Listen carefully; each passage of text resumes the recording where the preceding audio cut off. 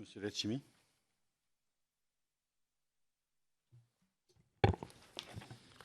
Oui, je voudrais revenir sur une question, c'est la question de la collectivité unique de Martinique et certainement de Guyane.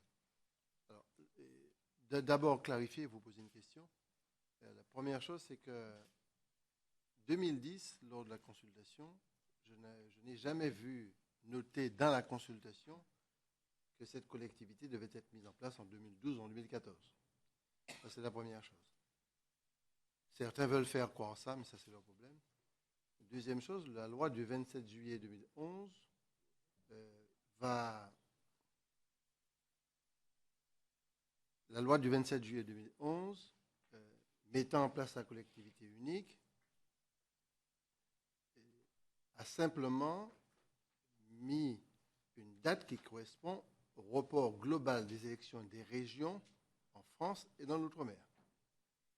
Et la réforme territoriale qui est prévue par la nouvelle majorité prévoit de reporter l'ensemble des élections en 2015, donc y compris en outre-mer pour les collectivités régionales.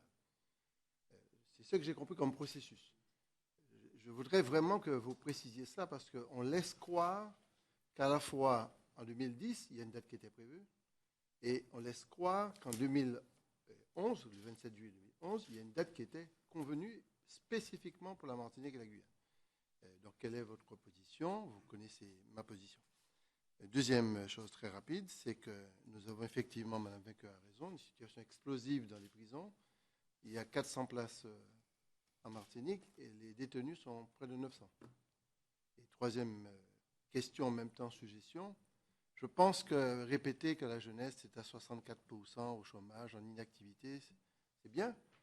Mais je pense franchement qu'il faut peut-être avoir un plan spécifique outre-mer pour lutter contre la situation actuelle de la jeunesse. C'est une suggestion. Je pense qu'il faut quelque chose de très particulier, y compris les emplois d'avenir ou les contrats de génération future seront appliqués, adaptés, mais ce sera une adaptation à la mesure de ce qu'on pourra faire. Mais il faut aller beaucoup plus loin que ça, parce qu'il y a un thème qui était employé tout à l'heure, c'est le caractère explosif de la situation. Je pense qu'il y a vraiment un sujet à part pour trouver des solutions qui soient sous une durée donnée. Je pense que c'est une des grandes suggestions que pourrait faire la délégation pour l'avenir. On ne peut pas tenir, ça ne tiendra pas, ça va exploser. Et si on n'a pas des solutions qui soient cadrées, spécialement pour sortir des 60%, aujourd'hui on a 22% ici en France, c'est déjà extrêmement grave. Je sais qu'il y a des banlieues ou des régions ici qui connaissent ces problèmes-là, mais la situation est trop massive. On va vers une déperdition démographique, une déliquescence morale, une fuite des cerveaux. Tout est combiné pour que la Martinique ou la Guadeloupe ou la Guyane deviennent, peut-être moins la Guyane, les départements les plus vieux de France. On est très content de le dire, intellectuellement, ça donne des satisfactions de dire qu'on a dénoncé quelque chose. Je ne vois pas de solution.